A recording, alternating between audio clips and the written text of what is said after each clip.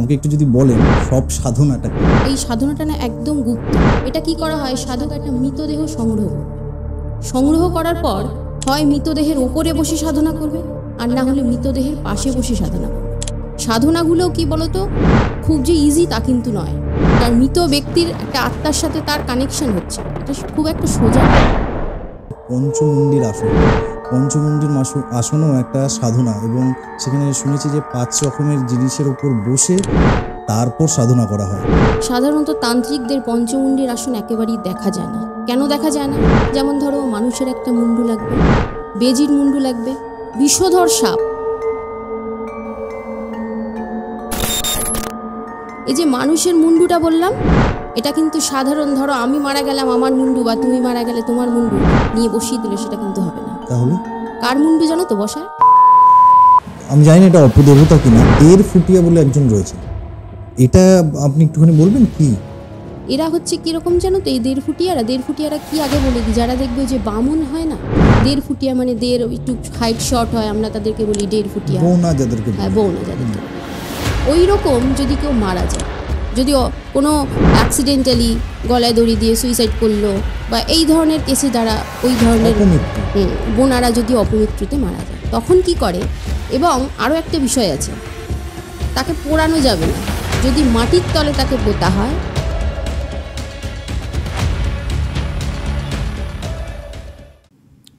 সাধনা আসলে হচ্ছে ভগবানের সাথে সংযোগ স্থাপন করার একটা রাস্তা। আর যখন আমরা আলোচনা করি সব সাধনা বা পঞ্চমুণ্ডের আসন নিয়ে, তখন যে কোনো সাধককে যখন এই সাধনাগুলো করেন, তাদেরকে মৃত্যু ভয় উপেক্ষা করে তার ঊর্ধ্বে নিয়ে যায় এবং মোক্ষ বা সিদ্ধি লাভের দিকে অগ্রসর হয়। এই এপিসোডে আমরা আলোচনা করেছি কোনো সাধক কিভাবে মৃতদেহের সাথে সাধনা করেন, কিভাবে 5টা মাথার খুলি নিয়ে পঞ্চমুণ্ডের আসন বানিয়ে তার সাথে সাধনা করা হয়, এবং তার থেকে কি কি অলৌকিক ক্ষমতা অর্জন করতে পারে একজন সাধক, সেই সব নিয়ে আমরা আলোচনা করেছি। এবং আরও বহু কিছু তন্ত্রের আমরা আলোচনা করেছি। তো যারা আমাদের চ্যানেলে নতুন এবং যারা এখনও আমাদের চ্যানেলটাকে সাবস্ক্রাইব করেননি, তাদেরকে রিকোয়েস্ট করা হচ্ছে, প্লিজ আমাদের চ্যানেলটাকে সাবস্ক্রাইব করে দেবেন, আমাদের ফেসবুক পেজ, ইনস্টাগ্রাম পেজটাকে ফলো করে দেবেন, আমাদের চ্যানেলের যে বেল আইকনটা আছে সেটাকে প্রেস করে দেবেন ফর ফার্দার নোটিফিকেশন। তো চলুন শুরু করা যাক।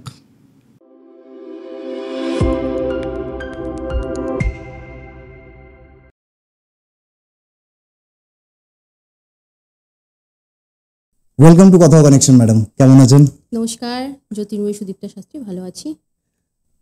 আপনার সাথে অনেকদিন ধরে চেষ্টা করছিলাম, ডেট ম্যাচ হচ্ছিল না, টাইম ম্যাচ হচ্ছিল না, আর আপনি অনেক দূর থেকেও আসছেন, তো অসংখ্য ধন্যবাদ টাইম করার জন্য। ম্যাডাম, আজকে যে জিনিসগুলো নিয়ে আমরা কথা বলবো সেটা হচ্ছে একটুখানি তন্ত্রের ব্যাপার নিয়ে আমরা কথা বলবো। সবার প্রথমে আমি অনেক রিলস দেখেছি, অনেক ভিডিওস দেখেছি, ইভেন কি অনেক ওয়েব সিরিজও দেখেছি। সেখানে একটা জিনিস খুব দেখেছি, সবের উপর সাধনা করতে। আমাকে একটু যদি বলেন সব সাধনাটা কি? দেখো, আমরা তো বাংলায় জানি তালেবস্য ব সব মানে হচ্ছে মৃতদেহ।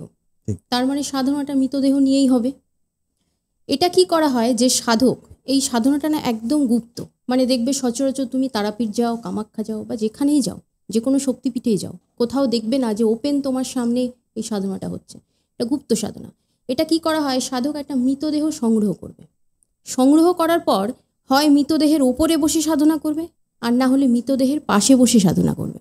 এটাই কিন্তু সাধনার মূল জিনিস। এই সাধনাটা কি, ধরো কোনো মন্ত্র, যে এই সাধনায় সিদ্ধি লাভ করেছে সেই গুরুর থেকে এই মন্ত্রটা নিতে হবে।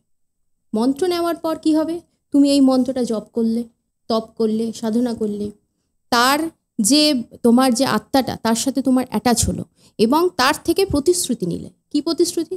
সাধকের মনের যেটা ইচ্ছে, ধর একটা ইচ্ছে হলো যে আমি খুব অর্থনৈতিক জায়গাটা আমার ভালো করে দাও, তো সেই যে প্রতিশ্রুতি, বা আমি যা বলবো তুমি তাই শুনবে, আমার কাজগুলো তুমি করে দেবে, এই প্রতিশ্রুতিগুলো নেয়। এটাই হচ্ছে সব সাধনার মেনলি উদ্দেশ্য। এবং সাধনাগুলো কি বলতো, খুব যে ইজি তা কিন্তু নয়। কারণ মৃত ব্যক্তির একটা আত্মার সাথে তার কানেকশন হচ্ছে, এটা খুব একটা সোজা নয়। সব সাধনা করার পর কি মানে কি রকম শক্তি বা কি রকম জিনিসপত্র আমরা অর্জন করতে পারি, মানে সাধক অর্জন করতে পারে? শক্তি বলতে ওই যে বললাম, প্রচন্ড মানসিক শক্তি পাওয়া যায়। তুমি যেটা চাইছো সেটা পাচ্ছ। অলৌকিক শক্তিও কি পাওয়া যায়? অবশ্যই পাওয়া যায় অলৌকিক শক্তি। যেমন ধরো একটা উদাহরণস্বরূপ তোমাকে বলছি। ধরো আমি আজকে ধরো তন্ত্রের কাজ করছি, সেই কাজটা আমার সাকসেসফুল হচ্ছে না। কেন হচ্ছে না? কারণ আমার মধ্যে কোনো পাওয়ার নেই।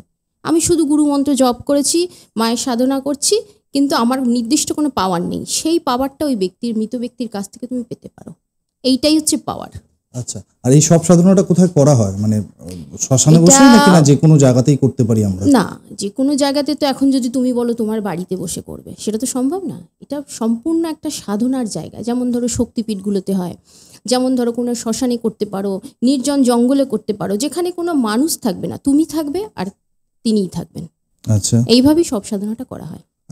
কোনো জায়গা, মানে জায়গা ইন দ্য সেন্স কোনো সময়, মানে কোনো অমাবস্যা, পূর্ণিমা, এইরকম কোনো সময় বা রাত্রি তিথি, বা সকাল? নক্ষত্র, এগুলো তো দেখা অবশ্যই দরকার। যেমন আমরা বেসিক্যালি এই সাধনাগুলো কি করি, অষ্টমী তিথিতে করি এবং অমাবস্যা তিথিতে করি। আরও কিছু তিথি আছে, দ্বাদশী তিথি, চতুর্দশী, এই ধরনের তিথিগুলোতে করলে কি হয়, পাওয়ারগুলো খুব ভালো পাওয়া যায়। এবং সাধনায় সব থেকে বড় কথা কি বলতো, সিদ্ধি লাভ করা। এই তিথিগুলোতে করলে কিন্তু সিদ্ধি লাভ খুব তাড়াতাড়ি হয়ে যায়। বেশ, সব সাধনা যখন ডিসকাস করছিলাম, আর একটা সাধনার কথা আমার মনে পড়ছে, সেটা হচ্ছে যে পঞ্চমুণ্ডির আসন। পঞ্চমুণ্ডির আসনও একটা সাধনা, এবং সেখানে শুনেছি যে 5 রকমের জিনিসের উপর বসে তারপর সাধনা করা হয়। তো আমাকে একটু যদি বলেন যে এই 5টা জিনিস কি কি এবং সেই সাধনাটা কিভাবে করা হয়? দেখো, এটা কিন্তু খুব ভাইটাল প্রশ্ন, কারণ এখনকার দিনে সাধারণত তান্ত্রিকদের পঞ্চমুণ্ডির আসন একেবারেই দেখা যায় না। কেন দেখা যায় না? কারণ যে 5টা মাথার কথা তুমি বললে, যেমন ধরো মানুষের একটা মুন্ডু লাগবে, বেজির মুন্ডু লাগবে, বিষধর সাপ, মানে ধরো পৃথিবীতে যত ধরনের বিষধর সাপ আছে, যেগুলো একছো বলেই মানুষ মারা যায়, সেই ধরনের বিষধর সাপের একটা মাথার খুলি লাগবে। হ্যাঁ হ্যাঁ, এরকম বিষধর। এরপর লাগবে তোমার বানরের একটা খুলি লাগবে। এগুলো কি করতে হয়, যে 5 রকম খুলি, আর শিয়ালের খুলি, 5 রকম যে খুলিটাকে কি করতে হয়, তুমি যে জায়গাটায় তোমার আসনটা বানাবে, সেটা ধরো কোনো মন্দিরে হতে পারে, বা কোনো কুঠিরে হতে পারে, তুমি যে কুঠিরে থাকো, বা কোনো নির্জন জায়গায় হতে পারে, যেখানে ওই আসনে কিন্তু ধারে কাছে কেউ যাতে না যেতে পারে, বা আসনে যেন কেউ না পা দেয় বা টাচিং করে। এবার কি করতে হবে, ওই যে 5টা মুন্ডু তুমি যে বসালে, 5টা মুন্ডু বসানোর একটা নিয়ম আছে। এই যে মানুষের মুন্ডুটা বললাম, এটা কিন্তু সাধারণ, ধরো আমি মারা গেলাম আমার মুন্ডু, বা তুমি মারা গেলে তোমার মুন্ডু নিয়ে বসিয়ে দিলে, সেটা কিন্তু হবে না। তাহলে কার মুন্ডু জানো তো বসায়? চাড়াল। চাড়াল বোঝো? চাড়াল বলতে ডোম।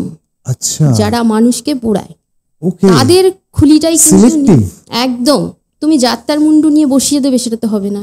ডোমের মাথা লাগবে। কোনো লজিক বা কোনো কারণ? কারণ হচ্ছে, দেখো, একটা মানুষ সে মরা পোড়াচ্ছে, মরার আত্মা বলো, যাবতীয় জিনিস সে দেখছে, তাকেই দেখছে, তাদেরকেই দেখে। আমরা তো মরা পোড়াই না, পোড়ায় তো তারা, তাকেই দেখছে। রাত বিরে, দিন নেই রাত নেই, ঝড় হোক বৃষ্টি হোক, তারাই মরা পোড়াচ্ছে। তাদের মধ্যে আলাদা একটা পাওয়ার থাকে, সেই কারণবশতই তাদের মুন্ডুটাকেই ব্যবহার করা হচ্ছে। পুরো প্রক্রিয়াটা যদি আপনি একবার বলেন। দেখো, এই 5টা মুন্ডি, মাঝখানে মানুষের মুন্ডুটা বসালো, চারধারে 4টে প্রাণীর মুন্ডু বসালো। বসানোর পরে তার উপর আমরা এখন যাবত, আগেকার দিনে কি হতো, মাটি দিয়ে আসনটা বানানো হতো। এখনকার দিনে কি হয়, ইট বালি সিমেন্ট দিয়ে সেটাকে ঘিরে দেয়, যাতে কারো পা পড়লে বা কেউ স্পর্শ করলে তার কোনো ক্ষতি না হয়। এবারে তার উপরে আসন করে সাধক বা সাধিকা কি করবে, সেই মুন্ডুগুলোকে জাগৃত করবে। জাগৃত করার অর্থ বোঝো? জাগৃত করার অর্থ মানে প্রত্যেকটা একটা বেজির কি আছে, বেজির মধ্যে একটা চতুর্বুদ্ধি আছে। বিষধর সাপের মধ্যে কি আছে, অসম্ভব ভয়ঙ্কর বিষ আছে। সেরকম তোমার শিয়ালের মধ্যে কি থাকে, চতুর্বুদ্ধি থাকে। বানরের মধ্যেও সেরকম একটা ভক্তিভাব থাকে। অর্থাৎ সব কটা মিলিয়ে কিন্তু ওই আসনটা তৈরি হচ্ছে। অর্থাৎ তাদের যে পাওয়ার, সেই পাওয়ারটা তার সাধকের মধ্যে কিন্তু একদম পরিপূর্ণ থাকছে। একই কোশ্চেন, সাধক এই পঞ্চমুণ্ডির আসনের সাধনা করার পর কেন করে সাধনাটা, এবং করে কি কি অলৌকিক শক্তির অধিকারী হন? দেখো, অলৌকিক শক্তি তো যে কোনো সাধনাতেই একটা লৌকিক বা অলৌকিক ব্যাপার থাকে। এবার এইটাকে অলৌকিক কেন বলছি, এটা ঠিক অলৌকিকও নয়, আবার লৌকিকের মধ্যেও ফেলছি না। এখনকার দিনে একটা লৌকিক আচারের মধ্যে চলে এসছে। কারণ তুমি দেখবে আগেকার দিনে তুমি শুনতে পেতে হয়তো যে এই আসনের ধারে কাছ থেকেও যদি কেউ যায় বা আসনে যদি কেউ কোনোভাবে টাচিং করে তার কিন্তু মারাত্মক ক্ষতি হয়, পাগল হয়ে যেতে পারে এবং হয়তো মারাও যেতে পারে। কিন্তু এখনকার দিনে সেটা দেখা যায় না খুব, বা শোনাও যায় না যে পঞ্চমুণ্ডির আসনে, অনেকেই শুনবে তুমি পঞ্চমুণ্ডির আসনে বসে আমি তো করেছি, কই আমার তো হয়নি। কেন হয়নি? তার কারণ সাধক বা যে গুরু তার সিদ্ধির উপর ডিপেন্ড করছে এই আসনের শক্তিটা। আগেকার দিনে কি হতো, বামা খেপারও তুমি দেখে থাকবে পঞ্চমুণ্ডির আসন রয়েছে, তার যে শক্তি সেই শক্তি এখন পাওয়া যাবে না, কিন্তু তার একটা আলাদা পাওয়ার ছিল তখনকার দিনে। এখনকার দিনে কি নির্জন মাঠঘাট কোথায় সেরকম যে সেই আসনটা বসাবে, তুমি বসিয়ে চলে এলে তোমার মতো, কেউ যদি পাড়া দিয়ে দিত অগাধ ক্ষতি হয়ে যেত। যে পাড়া দেবে তার ক্ষতি একদম মেনে ফেলবে, কারণ তার মধ্যে তো সেই শক্তিটা জাগ্রত করা। ঘিরে দেওয়া হতো আগেকার দিনে, ওই আশেপাশে কেউ যেত না। ঘুণাক্ষরও যদি কেউ চলে যায় তার একদম মৃত্যু অনিবার্য। কিন্তু এখনকার দিনে সেটা শোনা যায় না। কেন? কারণ পাওয়ারটা সেটা নেই। 5টা মুন্ডুকে জাগ্রত করার ক্ষমতা এখনকার দিনের মানুষের খুব কম। সাধকের মধ্যে সেই পাওয়ারটা থাকা দরকার, তবেই সে পঞ্চমুণ্ডির আসনে বুঝতে পারবে যে তার পাওয়ারটা কি। অনেকেই আমি শুনেছি এই বিষয়টা যে আমি তো পঞ্চমুণ্ডির আসনে দিব্যি জব করছি, কই আমার তো সেরকম কিছু শুনতে পাইনি। আর শুনতে পাবে কি করে? কারণ সেই শক্তিটাই তো নেই, সেই পাওয়ারটাই তো নেই। যে সাধক জিনিসটা বানিয়েছেন বা যে গুরু বানিয়েছেন তার মধ্যেও তো সেই শক্তিটা থাকা দরকার। তো এটাই হচ্ছে বিষয়। আমি অনেকবার শুনেছি, রিলসও দেখেছি যে গুরু যে বীজ মন্ত্র দেয় সেটাই পাঠ করা উচিত। নিজে থেকে বীজ মন্ত্র দিয়ে যেটা মানে ধরুন আমি একটা বীজ মন্ত্র দেখলাম যেটা রিলসে বা ভিডিওতে দেখলাম, সেটা পাঠ করার থেকে গুরু যেটা দিচ্ছে সেটাতে আমাদের অনেক বেশি অধিক মানে উপকৃত পাই। তো এটা একটুখানি বলবেন যে গুরু, দেখো গুরু যে মন্ত্রটা দেয়, কারণ গুরু সেই মন্ত্রটা সিদ্ধ করেছে, সেও কারণ না কোনো গুরুর কাছ থেকে পেয়েছে। অর্থাৎ এই মন্ত্রটা কি হলো, পরম্পরায় হলো, গুরুর থেকে গুরু পাওয়া, তার থেকে আমি পেলাম, আবার আমারও হয়তো সিদ্ধ হলে আমি আমার স্টুডেন্ট বা শিষ্যকে দিতে পারবো। অর্থাৎ এই মন্ত্রটা কি হচ্ছে, সিদ্ধ অবস্থায় চলে আসছে। এখন তুমি যদি নেট থেকে কোনো, ধরো একই মন্ত্র, সেম একই জিনিস, ধরো হুং স্ট্রিং রিং ফর তারা দেব্যই স্বাহা, ধরো এই মন্ত্রটা ধরো তুমি নেট থেকেই পেলে, সেই মন্ত্রটা তুমি জপ করছো ঘরে বসে, কিন্তু তুমি সেই পাওয়ারটা পাচ্ছ না, সেই ফলটা পাচ্ছ না। কেন কি? কারণ মন্ত্র জপ করার একটা নিয়ম থাকে, একটা যেটাকে বলা হয়, যখন তুমি মন্ত্রটা শুরু করবে তার আগে অনেক কিছু নিয়ম মেনটেন করে, যে আমি এই মন্ত্রটা এত মালা করেই জপ করব। ধরো কেউ 7 মালা করে জপ করে, কেউ 9 মালা, কেউ 11 মালা, কেউ 13, কেউ 15, কেউ 17, ঠিক আছে? এবার যে 13 মালা জপ করবে তার নিশ্চয়ই আবার তারও নিয়ম আছে সময়, রাত 11টা থেকে ভোর 4টের মধ্যে জপ শেষ করতে হবে। ধরো যে 13 মালা জপ করছে তার সেই জপটা খুব লেট হচ্ছে শেষ করতে, আবার যে 7 মালা জপ করছে তার সেই জপটা শেষ করতে ধরো আরো বেশি লেট হচ্ছে। তো সেই টাইমিং এর মধ্যে গুরু তাকে যেরকম ভাবে নির্দেশ দেবে সেই নির্দেশ অনুসারে তাকে করতে হবে। হ্যাঁ, বুঝতে পারলাম। এবার আমাকে বলুন, সব মানে আমরা তারাপীঠ জানি, তারাপীঠ সিদ্ধ, কামাখ্যা সিদ্ধ, সব জায়গায় কালী রয়েছে, কালী সব। তন্ত্রে কালীর প্রভাবটা এত বেশি কেন? তন্ত্রে অন্য কেউ নেই কেন? না, কে বলেছে তন্ত্রে অন্য কেউ নেই? আছে তো, শিব রয়েছেন, শিব শক্তি রয়েছেন, তন্ত্রে প্রচুর শক্তি রয়েছেন, কে বললো নেই? কালী শক্তি মানুষের বেশি। শব্দের উৎপত্তিটা কোথা থেকে? কালী শব্দের উৎপত্তিটা বেসিক্যালি একটা সংস্কৃত শব্দ কালী, যেটার একটা প্রোনাউন্সন হয়ে লাস্টে কি হয়েছে, ওটা কাল শব্দে পরিণত হয়েছে। কেন শব্দটা পরিণত হয়েছে সেটা বলি। কালের অর্থটা কি? সময়। অর্থাৎ আমরা যে এই যে যুগ যুগ ধরে যে সময়টা অতিক্রম করে আছি সেটাই হচ্ছে কাল। আর একটা কি, কাল শব্দের অর্থ অন্ধকার। অন্ধকার কি? ভয়ানক জিনিস, ভয় পায়। অন্ধকার জিনিসটাকে মানুষ কি করে? ভয় পায়। অর্থাৎ কাল শব্দের অর্থ হচ্ছে ভয়ানক শক্তি, বা যে জিনিসটাকে টোটালভাবে ভয়ঙ্কর হিসেবে ধরা হয়। তো সেই কালটাকেই ধীরে ধীরে কালীতে পরিণত করা হয়েছে। কালী কেন? কালীর দেখবে আমরা যে প্রতিমূর্তিটা দেখি, প্রতিমূর্তিটা কি? একটা জীব বেরিয়ে আছে, 2-এর বেশি, ততোধিক তোমার বাহু, অর্থাৎ এটাও একটা ভয়ঙ্কর রূপ। তাই কালের সাথে তার তুলনা করে নাম রাখা হয়েছে কালী। মানে আমি তারাপীঠে অনেকবার গেছি, কামাখ্যায় আমার যাওয়া হয়নি। তারাপীঠে এখনো বলি প্রথা প্রচলন রয়েছে, ইভেন আমরাও শুনি কামাখ্যাতেও বলি প্রথার প্রচলন রয়েছে। কালীঘাটেও আমি দেখেছি, কালীঘাটেও প্রচুর বলি প্রথা হচ্ছে। আচ্ছা, তো তো তন্ত্রে যদি আপনি এর ব্যাখ্যাটা বলেন, বলির ব্যাখ্যাটা কি? আর এখনো অনেক লোকজন আছে যারা বলিটাকে এখনো মানে অস্বীকার করে, মানে বলিটাকে মানতে চান না। তো আপনি যদি ভালো করে একটুখানি ব্যাখ্যা করে দেন।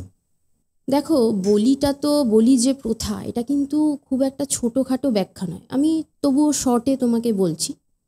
বলিটা বেসিক্যালি আমরা একটা প্রতীক হিসাবে ব্যবহার করি। প্রতীকটা কি?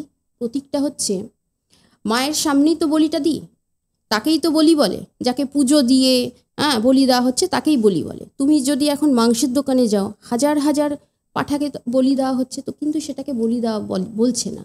তার কারণ সেটা আমাদের ক্ষুধা নিবারণের জন্য সেটাকে কাটা হচ্ছে।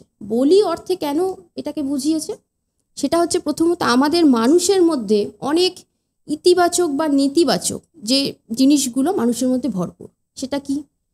নেতিবাচক হচ্ছে আমাদের মধ্যে লোভ খুব প্রচণ্ড, লালসা, মোহ মায়াটা বেশি আমাদের মধ্যে, কাম, ক্রোধ, ধ্বংসের সব কিছু, মানে যেগুলো মানুষকে উন্নতির পথে নিয়ে যায় না, সেগুলো অবনতির পথে নিয়ে যায়।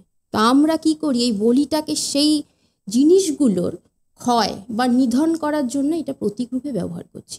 এই বলিটা দিয়ে আমরা এটা বোঝাচ্ছি যে আমার ভেতর থেকে বা মানুষের ভেতর থেকে, মা তুমি এইগুলোকে তাদের ভেতর থেকে নিরন্তর করো, তাদের সেইগুলো থেকে উদ্ধার করো। কিন্তু অনেকে বলে যে মা কি চায় নিজের সন্তানের রক্ত, সেইখানে আপনি কি বলবেন? দেখুন, এই প্রথাটা তো এমন নয় যে কলিযুগে সৃষ্ট, বৈদিক যুগ থেকে হচ্ছে। কারণ বৈদিক তাহলে এখন আমাদেরকে বেদ পড়ে শোনাতে হবে। বেদেও রয়েছে বলি প্রথার উল্লেখ রয়েছে সেখানেও। অর্থাৎ বলি প্রথাটা শুধুমাত্র মানুষের কাম, ক্রোধ, মোহমায়া এগুলো ত্যাগের প্রতীক হিসাবে ব্যবহার করা হয়েছে বলেই বলিটা দেওয়া হয়। এখানে মায়ের সন্তান বলে কিছু না। তাহলে কি যারা পাঁঠার মাংসের দোকানে যাদেরকে বলি দিয়া কাটা হচ্ছে, সেটা কি মায়ের সন্তান নয়? তারাও তো মায়ের সন্তান। তাহলে এখানে জিনিসটা বুঝতে হবে কেন বলি প্রথাটা হচ্ছে। বলিটা শুধুমাত্র একটা চেঞ্জিং প্রায়োরিটি, আর কিছু না। মানে আমরা জাস্ট চেঞ্জ করছি। কি চেঞ্জ করছি? আমাদের মনের যে নেতিবাচক জিনিসগুলো, নেগেটিভ জিনিসগুলোকে বার করে ইতিবাচক শক্তিগুলোকে মানুষের মধ্যে ঢোকানোর চেষ্টা করছি। এটাই হচ্ছে বলি। এখন প্রচুর শোনা যায় যে বিভিন্ন সাধক বা বিভিন্ন তান্ত্রিক তারা সাধনা করে বিভিন্ন অপদেবতাকে জয় করেন, নিজেদের বশে নিয়ে আসেন। আমার প্রশ্ন হচ্ছে যে এই অপদেবতাদের ওরা নিয়ে আসার পর মানুষের কতটা ক্ষতি করতে পারে এই অপদেবতাগুলো, তার জন্য তাদেরকে ব্যবহার করা হয়, এবং কি কি ভালো দিকও আছে? দেখো, প্রথমে বলি, মূলত যারা অপদেবতা হয়, অপদেবতারা কিরকম বলো তো? অপদেবতারা বেসিক্যালি হয় কারা কারা আমি আগে বলে দিই। যেমন যক্ষ, যক্ষিণী, তোমার অপ্সরা, কিন্নর, কিন্নরী, তারপরে তোমার ভূত, প্রেত। এরা কি হয়? অপদেবতা, মানে অলৌকিক দেবতা। অলৌকিক কেন বলছি? যেগুলো লোক মুখে প্রচার হয় না বা মানুষের বাড়িতে যার পুজো দেওয়া হয় না, সেগুলোকেই বলছি অলৌকিক কিছু দেব বা দেবী। এই অলৌকিক দেবদেবীদের অপরিসীম একটা ক্ষমতা থাকে। সেই ক্ষমতাগুলো কি? তুমি তাদেরকে বশে আনতে হবে, তাদের সাধনা করতে হবে। তাদেরকে নিজের বশে যখনই আনবে, তখনই তুমি তাদের কাছ থেকে অনেক কিছু পাবে। যেমন ধরো, আমার এইটা ইচ্ছে যে আমি যা চাইবো, ধরো আমার তন্ত্রের কাজে আমি যা কাজ করবো সেগুলো সাকসেসফুল হোক, করে দেবে। কিন্তু তাকে বশে রাখতে হবে। তুমি যদি তাকে বশে রাখতে না, সেই পদ্ধতি যদি না জানো, তাহলে তোমাকেই মেরে দেবে, সাধককেই মেরে দেবে। বা সাধনা চলাকালীন যদি কোনোভাবে, এই যে এগুলো হচ্ছে ক্ষতির দিকগুলো বলছি, সাধনা চলাকালীন কোনোভাবে যদি আসন থেকে তুমি চ্যুত হয়ে যাও, বা ধরো মন্ত্র ভুল উচ্চারণ করলে মন্ত্র থেমে গেলে সঙ্গে সঙ্গে তোমাকে মৃত্যুদণ্ড দেয় এরা। বা অনেক ক্ষেত্রে এটা হয় যে সাধনা কমপ্লিট হয়ে গেছে, তারপরে ওকে একটা দিন সময় দেয়, 24 ঘন্টা সময় দেবে, আমার এই জিনিসটা চাই। সেটা কি? সেটা আপনার সন্তান হতে পারে, বা অন্য কারো রক্ত হতে পারে, যা খুশি চাইতে পারে। 27টা গরু চাইতে পারে, 27টা মোষ চাইতে পারে, যা খুশি চাইতে পারে। যখনই 24 ঘন্টার মধ্যে সাধক এই জিনিসটা জোগাড় করে তাকে দিয়ে দেবে, তার মানে সে জয়ী হয়ে গেল, সিদ্ধ হয়ে গেল। কিন্তু যদি না দিতে পারে, সঙ্গে সঙ্গে সারা জীবন এরা সাধকের সঙ্গে থাকে। সাধকের সাথে তার একটা চুক্তি হয়। চুক্তিটা কিরকম? যে কোনো 3টে বচন নিতে হয় বা 3টে চুক্তি হয়। একটা চুক্তিতে ধরো সে বললো যে আমার অমুক অমুক চাই, তো আমি যা বলবো করে দেবে। আর একটা চুক্তিতে ধরো বললো সে সাধক, ধরো বললো তাকে যে আমি তোমাকে দিয়ে যা করাবো, যখন ডাকবো তখনই তুমি আসবে। 3 নম্বর চুক্তি তার, সেটা কোনো শাস্ত্রে তুমি পাবে না, কোনো বইতে পাবে না, সেটা সাধকের সম্পূর্ণ, যে আমি যেদিন তোকে ছেড়ে যেতে বলবো সেদিন তুই ছেড়ে চলে যাবি, কোনো আমার ক্ষতি সাধন না করে। অর্থাৎ ও যদি যতদিন থাকবে ততদিন থাকতে পারে। যেমন অনেকেই দেখবেন আপনি সাধকরা বিয়ে শাদী করে না কেন, কারণ তাদেরকে ওয়াইফ রূপে বা স্ত্রী রূপে রাখতে হয়। যদি মা রূপে রাখে, অন্য কাউকে মা ডাকতে পারবে না, অন্য যাকেই মা ডাকবে তাকেই মেরে ফেলবে। স্ত্রী রূপে কাউকে রাখতে পারবে না, মানে স্ত্রী তার যদি থেকে থাকে মেরে ফেলবে, সঙ্গে সঙ্গে মেরে ফেলবে, বিয়ে করতে পারবে না। তাই অনেকে কি করে, যদি এই সাধনায় কেউ সিদ্ধি লাভ করে থাকে, বিয়ের আগে আগে সে তাকে তার 3 নম্বর যে চুক্তিটা থাকে সেই অনুযায়ী সে তাকে ছেড়ে চলে যেতে বলে বিনা দ্বিধায়। আর মানুষের কিভাবে ক্ষতি করা যায়, মানে সাধক কিভাবে এদেরকে দিয়ে মানুষের ক্ষতি করে, আর কেন? বিভিন্ন রকম, এরা যা খুশি তাই করতে পারে, কারণ এরা তো অলৌকিক দেবতা। এদের দ্বারা মানুষকে বান মারা, এদের দ্বারা মানুষের পাগল করে দেওয়া, মানুষের ব্রেন ড্যামেজ করে দেওয়া, এদের দ্বারা যা বলবে, যা এভরিথিং এনিথিং সব করে দেবে। আচ্ছা, এই অপদেবতার মধ্যে আমি জানি না এটা অপদেবতা কিনা, 1.5 ফুটিয়া বলে একজন রয়েছেন, এটা আপনি একটুখানি বলবেন কি? দেখো, 1.5 ফুটিয়া কিন্তু আমাদের তন্ত্র সাধকদের মধ্যে খুব কম জনই আছে যে এই সাধনা করে। কেন, এই যে অপদেবতা, ইনিও একজন অপদেবতাই। এরা হচ্ছে কিরকম জানো তো, এই 1.5 ফুটিয়ারা কি আগে বলে দিই, যারা দেখবে যে বামুন হয় না, 1.5 ফুটিয়া মানে 1.5 একটু হাইট শর্ট হয়, আমরা তাদেরকে বলি 1.5 ফুটিয়া, হ্যাঁ বৌনা যাদেরকে বলে। ওই রকম যদি কেউ মারা যায়, নর্মালভাবে ডেথ হলো সেটা ধরা যাবে না। যদি কোনো অ্যাক্সিডেন্টালি গলায় দড়ি দিয়ে সুইসাইড করলো বা এই ধরনের কেসে যারা ওই ধরনের বোনারা যদি অপমৃত্যুতে মারা যায়, তখন কি করে, এবং আরও একটা বিষয় আছে, তাকে পোড়ানো যাবে না। যদি মাটির তলে তাকে পোতা হয়, তাহলে সেই 1.5 ফুটিয়ার যে হাড় সেটাকে সংগ্রহ করে আনতে হবে। সংগ্রহ না করে আনলে তাকে, তার আত্মাটাকে মেনলি জাগানো, 1.5 ফুটিয়ার কাজই হচ্ছে আত্মা জাগৃত করা। সেই হাড্ডিটাকে সংগ্রহ করে আনতে হবে, এনে এবার তুমি যদি বাড়ির ধারে কাছে করো, যত দূর অবধি এলাকায় মানে ওর নখদর্পণে থাকবে, সব সেই গ্রাম পুরো ফাঁকা হয়ে যাবে, শূন্য হয়ে যাবে, আস্তে আস্তে মেরে ফেলবে। একদম বনে জঙ্গলে যেখানে মানুষ বাস করে না, সেই সব জায়গায় এই সাধনা হয়। সেখানে যেতে হবে, এই যে হাড়টা সংগ্রহ করলো সেই হাড়টাকে পুরোপুরিভাবে একদম জাগ্রত করে তার আত্মাটাকে তুলে আনতে হবে। এবার আরও নিয়ম আছে, 1.5 ফুটিয়া না প্রচণ্ড খেতে ভালোবাসে। আচ্ছা, ভীষণ ভীষণ মানে বলে না, খাই কুটুরে একজন থাকে, ভীষণ খেতে ভালোবাসে। সেরকম কি, যেমন যখন সাধক বসবে সাধনায়, তার আগে প্রচুর পরিমাণে হিউজ পরিমাণ খাবার নিয়ে বসতে হবে। কারণ ওর তো আসলেই আত্মা যদি জাগ্রত হয়ে যায়, একবার না জাগ্রত হলো, কারণ সাধক সেটা পারলো না, ঠিক আছে, জাগ্রত করতে পারলো না, কিন্তু একবার যদি জেগে যায়, এসেই ও আগে খাবার চায়, আমায় খেতে দিতে হবে। এবার যা যা খাবার আছে সব খেতে দিতে হবে, সব খেতে দিল। খাওয়ার পরে এবার সাধক তোমাকে প্রতিশ্রুতি নেবে তার কাছ থেকে। কেমন প্রতিশ্রুতি নেবে? প্রতিশ্রুতিগুলো এমন, ধরো দেখ, আমি তোকে দিয়ে যা বলবো তুই সেটা করবি, আমি তোর নাম আজ থেকেই দিলাম, একটা নাম দিয়ে দিল, যা খুশি, তোর নাম রুমা, ঝুমা, যা খুশি, এভরিথিং এনিথিং, যে কোনো নাম দিতে পারে। আমি এই নামে তোকে ডাকবো, তোকে আমি যা কাজ দেবো সেটা করতে হবে।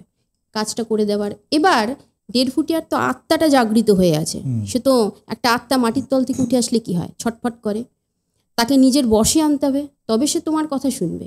নাহলে তো দুম করে এরকম ডাকলি কেন বলেই মেরে দেবে। এবার তাকে কন্ট্রোল করার ক্ষমতাটাও সাধকের থাকতে হবে, তাকে শান্ত করতে হবে। বশে আনাটাই হচ্ছে মেন। জাগ্রত করতে অনেকেই পারে, কিন্তু তাকে জাগ্রত করার পর কন্ট্রোল করা, নিজের বশীভূত হওয়া, সেই জিনিসটা অনেকেই পারে না।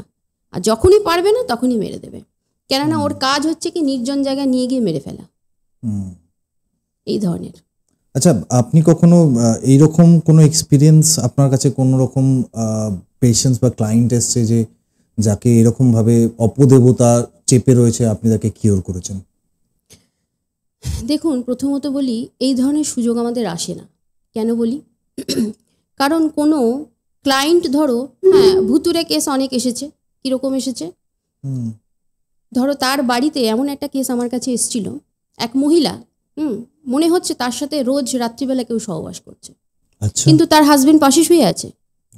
হাজবেন্ডের সাথে ধরো সহবাস হয়ে গেছে, শুয়ে আছে, কিন্তু তাও মনে হচ্ছে কে যেন সহবাস করছে। সেই মহিলা আমার কাছে এসেছিলেন, কারণ এতটা পরিমাণে সে জর্জরিত হয়ে গেছিল। একটা সময় তার হাজবেন্ড আমার কাছে নিয়ে এসেছিলেন, দিদি আপনি বাঁচান, কেন এমন একটা হয়ে গেছিল, আশেপাশের যত পুরুষ মানুষ, বাড়ির আশেপাশে গ্রামে গঞ্জে যত পুরুষ, সবাইকে ডেকে নিয়ে তার সহবাস করার ইচ্ছে হতো, বলতো গিয়ে আমাকে এই করতে হবে ওই করতে হবে, এবং তারা তার হাজবেন্ডকে জানাতো এরকম বলেছে আমাকে। এটা উনি বুঝতে পারছিলেন না, এবং যখন ওই জিনিসটা তার উপর ভর করতো তখন সেরকম পাগলামি করলো, পরে যখন একটা সময় বেরিয়ে যেত তখন তার কিছুই মনে থাকতো না কি হচ্ছে না হচ্ছে। তো সেই মহিলা আমার কাছে এসেছিলেন তার হাজবেন্ডের সাথে। এই ধরনেরও হয়। তখন বেসিক্যালি এটা কি, তার যে শ্বশুর ছিলেন মারা গেছিলেন, এবং তারই ওই আত্মাটা তার উপর মাঝে মাঝে ভর করে, শ্বশুরের আত্মা। এবং হাজব্যান্ড সেটা স্বীকারও করেছে। আমি যেরকম বিবরণ দিয়েছি যে এই ধরনের কেউ এর সাথে সহবাস করে, একদম সেটা ওনার বাবার সাথেই ম্যাচিং হয়ে গেছিল। কোনো কারণ কিছু না, কারণ হচ্ছে এক একজন এক একটা জিনিস নিয়ে মৃত হয়। হয়তো সে সেই জিনিসটা না পেয়ে মারা গেছেন কোনো কারণবশত, তার সেই জিনিসটা অতৃপ্ত রয়ে গেছে, পায়নি, সেই জিনিসটা সে তার মানে এইভাবে আর কি চেষ্টা করেছে। তো কিভাবে সেটা ঠিক হলো? সেটা তন্ত্রের মাধ্যমে ঠিক করতে হবে, কারণ এগুলো তো তোমার তন্ত্র ছাড়া সম্ভব নয়। আমাকে একটা কথা বলুন, এই যে তন্ত্র বলছেন বা সাধনা বলছেন, মানে অলৌকিক শক্তিগুলো কি সত্যি এখনকার যুগের যে সাধকরা রয়েছে বা তান্ত্রিকরা রয়েছে, আপনিও তো তান্ত্রিক, আপনিও সাধনা করেন, মানে কতটা অলৌকিক শক্তি আপনারা মানে আপনারা অর্জন করতে পারেন? প্রথমত বলি, অলৌকিক শক্তি অর্জন করা খুব একটা সোজা কথা নয়। আর এখনকার দিনে এটা হচ্ছে কলিযুগ। কলিযুগে তন্ত্রের যে পাওয়ার সেটা অনেকাংশে কম থাকে। কারণ এখানে কিরকম হয়, অলৌকিক শক্তিটা কিভাবে বলছি, প্রথমত পঞ্চমুণ্ডির আসন আমরা বানাতে পারি না, কেননা আমরাও তো একটা সংসারের মধ্যে থাকি, জগৎ যেখানে আমরা ম্যারিড লাইফে থাকি, সেখানে দাঁড়িয়ে কি বলো তো, এই যে পঞ্চমুণ্ডির আসনটা আমি বানাবো, সেটা যদি কারো ক্ষতি করে দেয় সেই ভয়তে অনেক সাধকই বানায় না। এবং পঞ্চমুণ্ডির আসন ছাড়া প্রকৃত অনেক বড় বড় সাধনা কিন্তু করা সম্ভব নয়। কিন্তু অনেক জিনিস আছে যেগুলো কুফরি দিয়ে করা যায়, ব্ল্যাক ম্যাজিক দিয়ে করা যায়, যেগুলো তো অনেক ইজি হয়ে যায়। আমাকে একটুখানি বলবেন যে কেন বেশিরভাগ তান্ত্রিক, আমরা কিছুদিন আগেই শেষ হয়েছে আমাদের কুম্ভ মেলা, প্রচুর তান্ত্রিক গেছেন ওখানে, আবার সবাই নিই হয়ে গেছে। এই যে গোপন জীবনযাপন সাধক বা তান্ত্রিকরা কেন করেন? প্রথমত বলি, সবাই কিন্তু গোপন জীবনযাপন করেন না। যারা অঘোর মানে কি হচ্ছে, সংসারবিহীন সাধু সন্ত, যারা সংসার ছাড়া গৃহত্যাগ, আমরা প্রত্যেকেই জানি যে একটা 4টে সময় থাকে। যেমন ধরো এই যে যারা আলাদা পরিবার থেকে আলাদা হয়ে যায়, অনেকে কি হয় গৃহ ছাড়া হয়ে যায়, হারিয়ে গিয়ে কি করে একটা সাধু সন্তের দলে গিয়ে মিশলো, সেখানে গিয়ে তার একটা আলাদা জীবন শুরু হলো, তারাও সেই একই জীবন যাপন করতে শুরু করে। বিশেষ করে অঘোররা, যাদের সংসার ধর্ম ত্যাগ করে এই জীবনের সাথে জড়িত হতে হয়েছে, তারাও এরকম আলাদা থাকে। তাই এর সাথে গোপনভাবে থাকা বা লুকিয়ে থাকার কিন্তু কোনো সম্পর্ক নেই।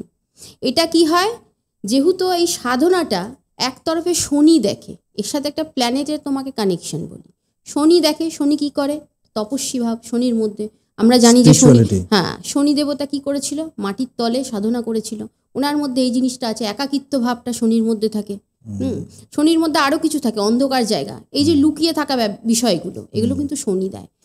এই জিনিসগুলো শনি দেয় বলেই এই ধরনের যারা এই সাধনার মধ্যে থাকে তাদের মধ্যে এই জিনিসটা চলে আসে অটোমেটিক্যালি।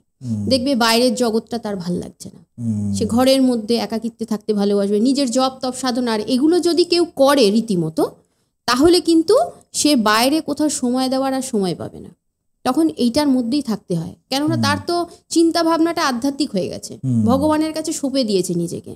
তো সেই জিনিসগুলোর জন্য তাকে কি আলাদা একটা হয়ে যেতে হয়, সেটা কোন মাটির তলে একটা ছোট বা গাছের কুটোর হোক বা একটা কুঠিরি হোক, যাই হোক। কারণ সংসার জীবনে থাকলে কি হবে, তোমাকে সংসারের সমস্ত কিছুটা পালন করতে হবে, তাই তো?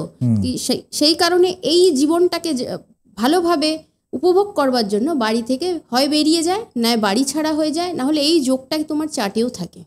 আচ্ছা, মৃত আত্মা বা অশরীরী কেউ যোগাযোগ করতে চাইছে, আপনি ধরুন সাধনা করছেন, এরকম কোনো ঘটনার সাক্ষ্য আপনি হয়েছেন কখনো?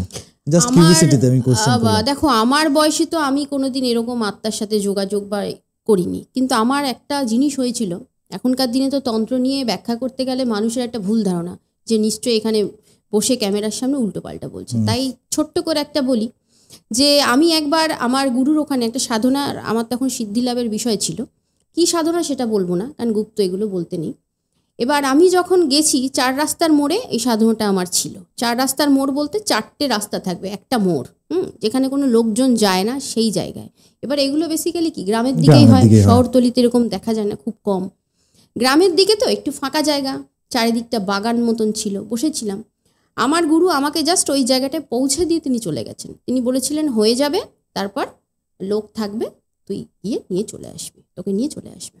সেখানে যখন আমি সাধনায় বসি, ওই সাধনা বসাকালীন আমার দুম করে একটা ঢিল পড়েছিল। রাত তখন 12টা 30 কি 35 এরকম হবে, একটা ঢিল পড়লো।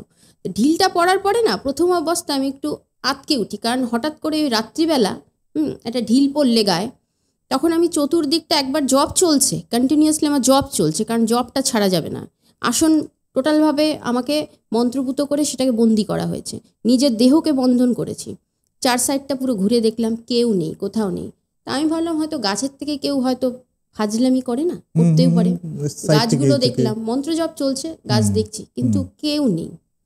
যাই হোক, অন্ধকারের মধ্যে যেটুকু দেখা যায় আর কি, ওখানে তো লাইট থাকে না।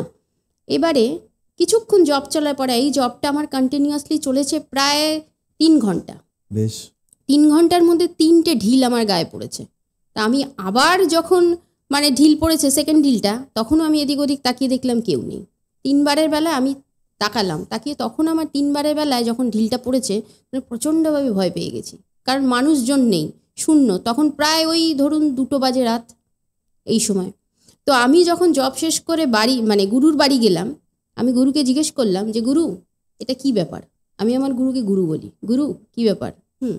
তো গুরু, কারণ কি গুরু আর শিষ্যের মধ্যে ফ্রেন্ড ব্যাপারটা না থাকলে তুমি শিখতে পারবে না।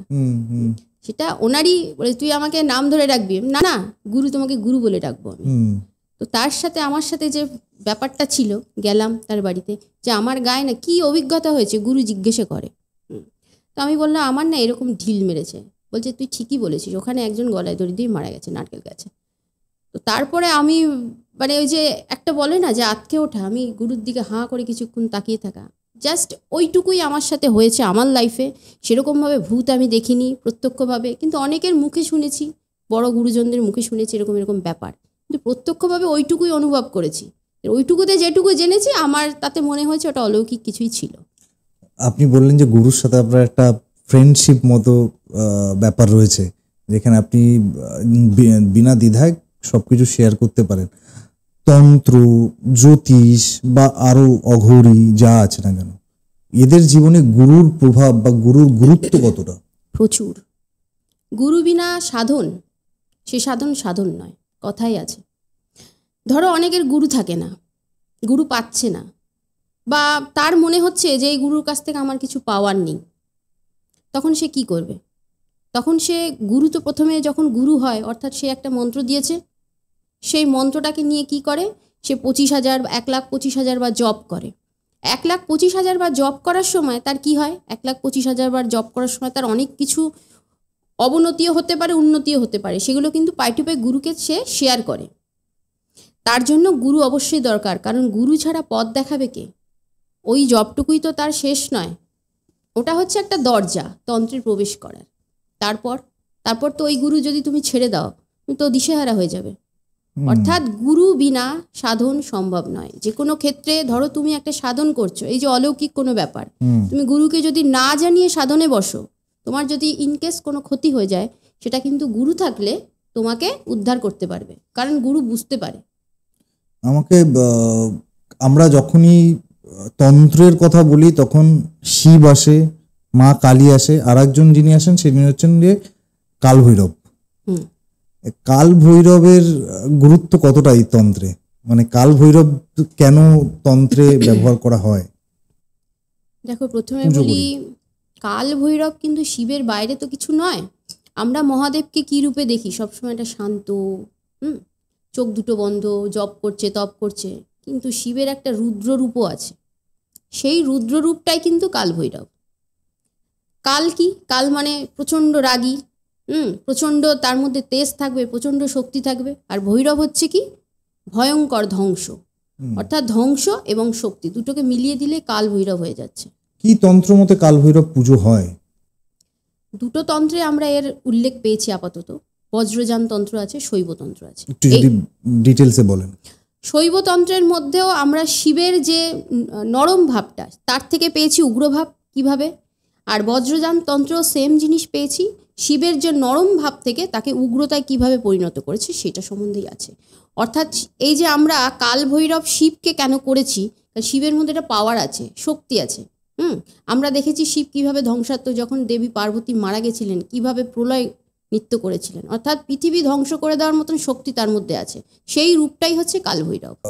আমরা তন্ত্র বা তান্ত্রিক বা সাধকরা তাদের একটা আলাদা জীবন রয়েছে, তারা অলওয়েজ সাধনা করে, ভগবানের প্রতি তাদের সারেন্ডার একটা রয়েছে এবং তাদের থেকে অলৌকিক শক্তিও তারা পায়। কিন্তু আমি যদি বলি যে আমরা যদি বাড়িতে সাধারণ মানুষ তন্ত্রের কিছু চর্চা করতে চাই গৃহস্থ মানে সাধারণভাবে বাড়িতে বাড়ির উপকারের জন্য, সেরকম কিছু উপায় কি রয়েছে? তুমি সাধনা যাই করো না কেন, গুরু তোমার মাস্ট। গুরু মন্ত্র দেবে তবেই তো তুমি সাধনাটা এগোবে। এখন যদি বাড়িতে বসে কেউ সারাদিন বলে যে ভগবান হে শিব আমাকে উদ্ধার করো উদ্ধার করো উদ্ধার করো, উদ্ধার কি হবে?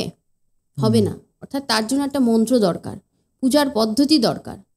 তুমি যে আসনটায় বসবে তাকেও একটা মন্ত্র আছে, সেই মন্ত্র দিয়ে তাকে শোধন করতে হয়। তুমি যে পোশাকটা পরে পুজো দেবে সেটাও একটা শুদ্ধির মন্ত্র আছে, সেটাও করতে হয়। তুমি তো অপবিত্র, তুমি তো রাস্তাঘাটে ঘুরে বেড়াচ্ছ, নানা রকম ধুলোবালি লাগাচ্ছ, তুমি অপবিত্র। অর্থাৎ তোমার যে মনটা, নানা রকম জিনিস দেখছি ভিডিওতে, মনটা অশান্ত হয়ে যাচ্ছে, অপবিত্র হয়ে যাচ্ছে, সেটাকেও শুদ্ধি করতে হবে মন্ত্র পড়ে। তো সেই মন্ত্রগুলো কে দেবে? গুরু দেবে।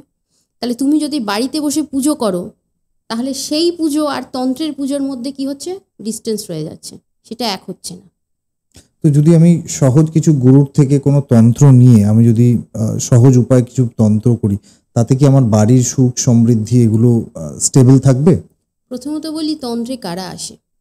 তন্ত্র কোন কোন কানেকশন থাকলে আসে? শনি খুব খারাপ থাকলে, বৃহস্পতি খুব খারাপ থাকলে, শুক্র খারাপ থাকলে, কেতু খারাপ থাকলে, তাহলে এতগুলো খারাপ প্ল্যানেট যদি কারো চার্টে থাকে, যে কোনো একটা থাকলেও সে তান্ত্রিক হবে। অর্থাৎ তার মধ্যে খারাপ কিছু হবেই। ধরে রাখবে তন্ত্রে আসা মানেই কি? একাকিত্ব জীবন, কষ্টের জীবন, অর্থাৎ এগুলো শনি দিচ্ছে। কষ্টের জীবন, একাকিত্বের জীবন, তার জীবনে কষ্ট থাকবেই তবেই সে তন্ত্রের পথে আসবে। তার জীবনে একাকিত্ব থাকবেই তবেই সে তন্ত্রের পথে আসবে। যদি নাও থাকে, ভরা সংসার, তন্ত্রের পথে এসছে, সব এক এক করে দূরে হয়ে যাবে। আপনি কখনো প্রেত সাধনা করেছেন, বা আপনার যদি কোনো অভিজ্ঞতা থাকে, কিভাবে প্রেত সাধনা করা হয়? প্রেত সাধনা আমি করিনি, তার কারণ দেখো সব তান্ত্রিকের মধ্যে তো লালসা জিনিসটা থাকে না। প্রেত সাধনা এগুলো কারা করে? যারা লালসায় নিজেদেরকে মনে করে যে আমি এই জিনিস থেকে এটা সাধনা করলে আমি অনেক কিছু পাবো। প্রেত সাধনা তারাই করবে। এই জিনিস থেকে অগাধ শক্তি পাওয়া যায়, পৃথিবীর সব কিছু জয় করা যায়, সেই যে একটা লালসা। তো তান্ত্রিকের মধ্যে আমি মনে করি প্রকৃত তান্ত্রিকদের মধ্যে লালসাটা থাকা উচিত নয়। আর লালসা যাদের মধ্যে ভর করবে, লালসা কীরকম লালসা? সব কিছু পাওয়ার লালসা, আমি যা বলবো সেটা করে দেবে, আমি যা বলবো সেটা হাতের মুঠে এনে দেবে, এই যে লালসা, তার জন্যই কিন্তু প্রেত সাধনা করা। প্রথমত বলি, প্রেত সাধনা করতে গেলে সম্পূর্ণভাবে একটা নির্দিষ্ট নির্জন জায়গা। সাধনার মূল জিনিসই হচ্ছে নির্জন, যেখানে কেউ থাকবে না। শুধু গুরুর কাছ থেকে পারমিশনটা নিতে হবে। গুরু যদি পারমিশন দেয় তাহলেই সাধনা করতে হবে, যদি পারমিশন না দেয় তাহলে অ্যাভয়েড করা উচিত। নিজে থেকে যদি করতে চায় তাহলে মারা যাবে সে। তার কারণ গুরু মন্ত্রটা মাস্ট, সেটাই হচ্ছে শক্তি, আমাকে বাঁচানোর শক্তি, আমার সাধনাকে এগিয়ে নিয়ে যাওয়ার শক্তি। এই সাধনাটা কিভাবে হয় বলি একটু। প্রেত সাধনা মোটামুটি ধরো কোনো ছবি, কোনো কারো ছবি বা কোনো কারো আত্মা, আমি জানি যে আত্মাটাকে আমি ডাকবো, সেই আত্মাটাকে ডাকার একটা প্রণালী থাকে, আত্মাটাকে জাগ্রত করার প্রণালী থাকে, সব কিছুই মন্ত্র, সেগুলো সব গুরু দেবে, তুমি কোনো বইতে পাবে না। কারণ যদি কেউ গুরু ছাড়া করতে চায়, কারণ সে পাবে না, কারণ মন্ত্রই পাবে না সে। গুরুকে জানিয়ে করতে হবে। গুরু যদি মন্ত্র দেয় তাহলেই তাকে আত্মাটাকে জাগ্রত করা যাবে, সেই আত্মাটাকে নিয়ে খেলতে হবে। কিভাবে খেলতে হবে? মন্ত্র বলে। তুমি মন্ত্রর বলে তোমার কতটা মন্ত্র সিদ্ধ, তার বলে তুমি আত্মাটাকে যে এদিক করতে চাইলে এদিকে, ওদিক করতে চাইলে ওদিকে, যেমন তেমন খুশি তুমি তাকে নিয়ে খেলতে পারো। এইটাই হচ্ছে প্রেত সাধনা, যেটা করলে কি হবে, অলৌকিক শক্তি পাওয়া যায়, প্রচুর শক্তি। সোনা দানা হিরে জহরত যা বলবে এনে দেবে, যেখান থেকে যা বলবে এনে দেবে। কিন্তু তার বদলে কি, এরা খুব ক্ষতি করে। কিরকম ক্ষতি? ধরো একটা কাজ করে দিল, কাজের পরিবর্তে ধরো তোমার বাবাকে চাইলো বা তোমার সন্তানকে চাইলো, অবশ্যই যাকে খুশি তাকে চাইতে পারে। তার রক্ত চাই, তার কলজে চাই, তার হাড়টা আমাকে এনে দিতে হবে, তার মুন্ডু চাই, তার চোখ চাই, যা বলবে তাই যদি এনে না দাও সঙ্গে সঙ্গে মৃত্যু। অর্থাৎ সাধক অনেক ভেবেচিন্তে এই প্রেত সাধনা করে, না ঢোকাই ভালো। যারা ঢোকে, ওই যে বললাম একটা লালসার বিষয় থাকে, অগাধ শক্তি পাওয়ার একটা লালসা, অনেক জিনিস পাওয়ার লালসা, যা চাইবো সেটা করে দেবে, এই যে লালসা, এই লালসাগুলোর জন্যই অনেক সাধক মৃত্যুর মুখে চলে যায়। কারণ এই সাধনাগুলো সচরাচর সিদ্ধি হয় না, কারণ ওরা তো প্রেত। ওদের মধ্যে মানুষের মতন যে একটা কথা দিয়েছি সেই কথা আমি রাখবোই সারা জীবন। এবং সাধকরা শুনেছি যে প্রেত চালানো করে তো কি হয়? প্রেত চালানটা কি? প্রেত চালান হচ্ছে, ধরো আমি এখানে বসে আছি, আমি যে প্রেতকে নিজের বশে রেখেছি, সেই প্রেতকে আমি এক জায়গায় পাঠাবো। কোথায় পাঠাবো? অমুক গ্রামে অমুক এক বাড়িতে প্রচুর বন জঙ্গলে গাছ হয়েছে, সেই গাছ আমাকে কি করতে হবে, চালান করতে হবে। হয়তো তার কোনো একটা ধরো টবে চারা গাছ লাগিয়ে সে ধরো বাগানটাকে পুরো সাজিয়েছে, এক এক করে চারা গাছগুলোকে তুমি সরিয়ে দিচ্ছ প্রেত চালান করে। সে এক একটা করে টব নিয়ে চলে আসবে, তুমি দেখতেও পাবে না, ক্যামেরা লাগিয়ে রাখবে, ধরা পড়বে না। এমন আর ক্ষতি করে দেবে। ক্ষতি করবে কি, তুমি তো বুঝতে পারবে, আরে আমার এখানে একটা টবে গাছ ছিল কোথায় গেল, আরে আমার ওইখানে একটা টবে গাছ ছিল কোথায় গেল, সব কিছু। এখন যদি তুমি এখানে বসে তাকে বলো এই যা অমুক জায়গায় অমুকের ওই কাজটা করে দিয়ায়, হয়তো সে ঘুমোচ্ছে, বাড়িতে ক্যামেরা লাগানো, কখন যাবে, কখন কাজ করবে, কখন চলে আসবে বুঝতেই পারবে না। ক্ষতিও তো করে, মানে ক্ষতি কাজ, তারা কোনো ভালো কাজ করে না। এখন যদি তুমি বলো বশীকরণ করে, হবে না। তুমি বলবে যে আমি ওদের মধ্যে বিচ্ছেদ করাতে চাই, বিদ্বেষণ করাবো, সেটা করে আসবে দিব্যি। আমি অমুক ব্যক্তিকে বান মারবো, সে যে কোনো বানই হোক, জ্বালা বান হোক, শুকনো বান হোক, তুই করে দিয়ে আসবে। আমাদেরকে কি করতে হয়, নিজে কাজ করতে হয়। আর প্রেত চালনা করলে আমাদের কাজ করতে হবে না, শুধু বসে বসে তাকে বলতে হবে, অর্ডার করতে হবে, যা তুই করে আয়। কিন্তু এর একটা ক্ষতির দিক আছে। কি ক্ষতি? ধরো আমি এই যে অলৌকিক শক্তিটা আমার মধ্যে আছে, এটা দিয়ে আমি কাজ করাচ্ছি, এর এফেক্টটা পড়বে আমার বংশের প্রতি, আমার সন্তানের প্রতি, বিশেষ করে সন্তানের প্রতি এর এফেক্ট পড়ে। এই কারণে যারা বড় বড় তপস্বী বা যারা বড় বড় তান্ত্রিক হয়, তাদের দেখবে সংসার ধর্ম থাকে না, মরে যায়, পাগল হয়ে যায়, এক এক করে মেরে ফেলে। হয়তো রাস্তা দিয়ে হাঁটছে, তার সন্তান অ্যাক্সিডেন্ট করে মরে গেল। কর্মফল একদম। শনি তো এগুলো ঘটায়, তো শনি দেয় কর্মফল। তুমি পাপ করলে পাপের ফল দেবে, পুণ্যি করলে পুণ্যের ফল দেবে। শনি বলছে তুমি স্পিরিচুয়াল হও, কিন্তু স্পিরিচুয়াল হয়ে লোকের ক্ষতি করলে তো কারণ তার মধ্যে লোভ জন্মেছে, মঙ্গল ডিস্টার্ব হয়ে গেছে। আপনি এইমাত্র বললেন যে বান মারা, দু একটা বানের নাম করলেন, আমাকে একটু বলবেন যে এই বানগুলো মানে হোয়াট ইজ বান? আমরা সবাই জানি বেসিক্যালি বান মারা মন্ত্র সিদ্ধ দিয়েই করা হয়, মন্ত্র দিয়ে করা হয়। কিভাবে করা হয় এগুলো, আর কিভাবে ক্ষতি হয় লোকের? দেখো, এটা তো তান্ত্রিক কাজ, কিভাবে করা হয় বলতে পারো। কিভাবে করা হয় বলতে মানে কি কি উপায়, মানে কিরকম ভাবে জিনিসটাকে বানানো হয় বা করা হয়? আমি আপনাকে মন্ত্র বলতে বলছি না। না, মন্ত্র না, এটা একটা প্রণালী। বান মারার অনেক রকম প্রণালী আছে, কাজগুলো তো বলা যায় না। কিন্তু ধরো আমার কাছে একজন এসছে যে অমুকে আমার বিশাল ক্ষতি করে ফেলেছে, অমুককে বান মারতে হবে। প্রথম অবস্থায় তাকে অনেক বোঝানো হয়, না এটা অন্যায় কাজ, এটা করলে তোমার ক্ষতি হয়ে যাবে, অমুক তমুক। তারপরেও যদি সে করতে চায়, কেন করতে চায়? আমার কাছে একটা কেস এসেছিল, আমি এটা অনেককে, আমার গুরুকেও গল্পটা বলেছি। একটা ছেলে ছিল প্রচণ্ড ড্রাগ অ্যাডিক্টেড, মানে এমন কোনো সময় নেই যে সময়টাও খায় না কিছু, প্রবল মানে একদম মানে উন্মত্ত থাকে। বাড়িতে এসে মাকে রেপ করছে, বাড়িতে এসে বোনকে রেপ করছে, বাবা ছিল না, বিধবা মা, মাকে বোনকে রেপ করে দিত, মানে এতটাই সে অ্যাডিক্টেড ছিল। তো তখন তিনি আমার কাছে এসেছিলেন, ওই মহিলার ওই মেয়ে, যে দিদি আমাকে বাঁচান, আমার মেয়েটার তো একটা ভবিষ্যৎ আছে।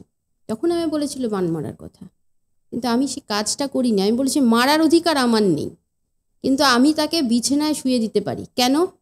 সে যাতে আপনাদের উপর কোনো ক্ষতি না করতে পারে, ও নিজে থেকে, কারণ বিছানায় শুলে কতদিনও সেবন করবে, পারবে না তো। আস্তে আস্তে আস্তে আস্তে সেই জিনিসটা থেকেও নিজেই Detach সরে হয়ে যাবে। যাবে।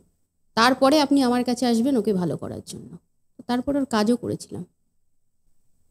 বাপরে, বিশাল ব্যাপার। বান যে জিনিসটা ভীষণ ক্ষতিকারক, বিশেষ করে বান। কার হাতে আপনি বান দেখেছেন? রাম, রামের বান।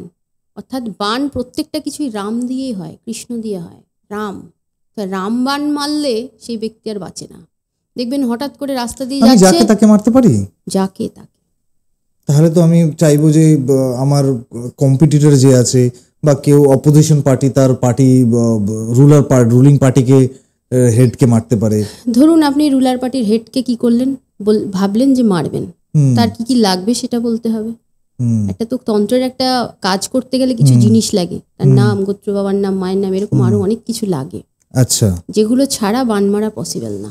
মানে আমি যাকে মারবো ভাবছি তার ডিটেলস, মানে তার গোত্র, তার সবকিছু আরো আরো আরো অনেক কিছু যেগুলো বলছি না, খুব ডিফিকাল্ট একদম। এখন যদি ধরো আমার ইচ্ছা হয়েছে অমুক একজন হিরো আমার একদম পছন্দ না, বদমাশি করে, জেলে যায়, তাকে আমি মারবো, পারবো? পারবো না। কেন পারবো না? কারণ তার যে জিনিসগুলো আমার দরকার কাজের, সেগুলো পাবো না।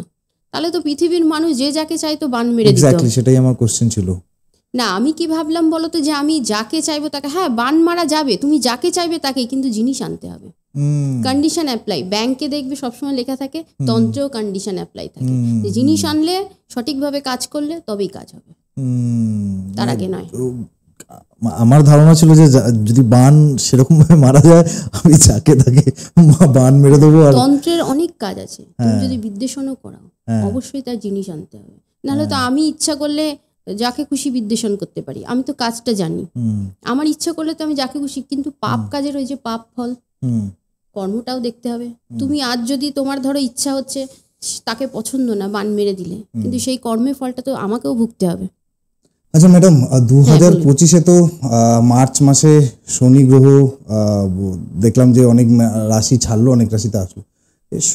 শনি গ্রহের ফলে মানে যাদের শনিটা খারাপ তাদের কি প্রভাব আছে, প্রভাব পড়বে এই ডিসেম্বর অবধি? আর যাদের শনিটা একটু ভালো তাদের কিরকম হবে? দেখুন, প্রথমত বলি, শনি দেবতা ছিলেন কুম্ভ রাশিতে, কুম্ভ থেকে গেলেন মিনে। অর্থাৎ কুম্ভ রাশি থেকে ও দৃষ্টি দিচ্ছিল কোথায়? কুম্ভ রাশির উপর তো প্রভাব পড়েছেই, যে যাদের কুম্ভ রাশি তারা সেটা ভালো মতো বুঝতে পেরেছে। কুম্ভ রাশি থেকে মেষে প্রভাব দিচ্ছিল, সিংহতে প্রভাব দিচ্ছিল, বৃশ্চিকে প্রভাব দিচ্ছিল, এগুলো তুলাতে প্রভাব দিচ্ছিল। এগুলো তো ওর মানে শনির এতদিন যে যে ঘরগুলোতে আর কি দৃষ্টি দিয়েছে, প্রভাব দিয়েছে, অত্যাধিক পরিমাণে খারাপ গেছে। এবার মিনে গেছে, মিনে যেতে বৃশ্চিকে দৃষ্টি দিচ্ছে। অর্থাৎ বৃশ্চিক রাশির যারা জাতক বা বৃশ্চিক লগ্ন, বিশেষ করে লগ্ন, রাশি দিয়ে তো একটা মানুষের বিচার করা সম্ভব নয়। যদি লগ্ন হয় কারো বৃশ্চিক লগ্ন, তাহলে তার বৃশ্চিক লগ্ন থেকে শনি কোথায় বসে আছে? একাদশ ভাবে। তাহলে তাকে শনি কি তার একাদশপতি বৃহস্পতির যা যা কর্ম আছে সেগুলো করতে হবে। প্লাস শনি বসে আছে, অর্থাৎ শনি তাকে কি কাজ দেবে একাদশে বসে? হয়তো তাকে লোহা জাতীয় কোনো জিনিস, সেটা রেল লাইন হতে পারে, রেল তৈরি হতে পারে, বাস হতে পারে, জাহাজ তৈরি হতে পারে, বা টিন তৈরি হতে পারে, বা লোহা দিয়ে যাবতীয় যা যা তৈরি হয় আর কি, এই সমস্ত কিছুর কাজ সে করতে পারবে। লোহার বালতি, হ্যাঁ, মানে লোহা দিয়ে পার্টিকুলার জিনিসগুলো তৈরি করতে হবে। দেন তোমার নীল বস্ত্র, অন্য কোনো কালার হবে না, নীল রঙের বস্ত্র, বা ধরো নীল যেটা আমরা জামায় দিই, নীল কোনো বস্তু যেটা জামায় দিলে একটু উজ্জ্বল হয়, সেই ধরনের জামা। বা লোহা থেকে তোমাকে শনি থেকে তোমাকে কি দেবে? কয়লা, মাটির নিচের জিনিস, খনিজ পদার্থ, পেট্রোল হতে পারে, কেরোসিন তেল হতে পারে, বা আরও যে জিনিসগুলো যেমন ধরো রিপেয়ার করে করা হয়, যেমন ধরো ভেজলিন, পেট্রোলিয়াম জেল যেটাকে বলা হয় আর কি। অর্থাৎ খনিজ সম্পদ থেকে যে জিনিসগুলো পাই, মাটির নিচে আমরা কি পাই? বিভিন্ন রকমের খনিজ সম্পদ, যেমন ধরো হিরেও পেতে পারি। হিরেটা কিন্তু শুক্র দেখে, কিন্তু এই যে মাটির নিচে যারা হিরে তোলে, শ্রমিক, সেই কাজটাও কিন্তু শনি দিচ্ছে। আর মাটির নিচে ধরো এই যে যারা পাইপলাইনের কাজ করছে, সেই কাজটাও কিন্তু শনি দিচ্ছে। অর্থাৎ মাটির নিচে গহ্বরে যা যা জিনিস কাজ করবে সব কিন্তু, যেমন নেভিতে যারা চাকরি করে সারা বছর কোথায় থাকে? জলে থাকে। সেই কাজটা কিন্তু শনি দেখছে না, সেই কাজটা দেখছে চন্দ্র। কিন্তু ধরো শনি একাদশে বসে আছে, চন্দ্রের সাথে ট্রানজেকশন হয়েছে, সে ব্যক্তি কি করবে? নেভিতেও কাজ পেতে পারে, বা এমন কোনো কাজ যেগুলো মাটির সাথে যুক্ত, মাটির নিচে, বা কালো রঙের কোনো দ্রব্য, কালো বস্ত্র, কয়লা যেটাকে বললাম, কালো বস্ত্র, বা কালো ঘোড়া, কালো মোষ, কালো গরু, বা অনেক সময় চামড়ার বিজনেস, যেমন ধরো জুতো, চামড়া থেকে কি কি পাই, ব্যাগ পাই, মানি পার্স পাই, জুতো পাই, এই ধরনের প্রচুর জিনিস আছে যেগুলো শনি কিন্তু ট্র্যাকেল করে, সেই জিনিসগুলো পাবো। কিন্তু শনি ধরো এই যে মীন রাশিতে ঢুকেছে বলেই যে প্রত্যেকটা মানুষের জীবনে এই কাজগুলো হবে তা কিন্তু না।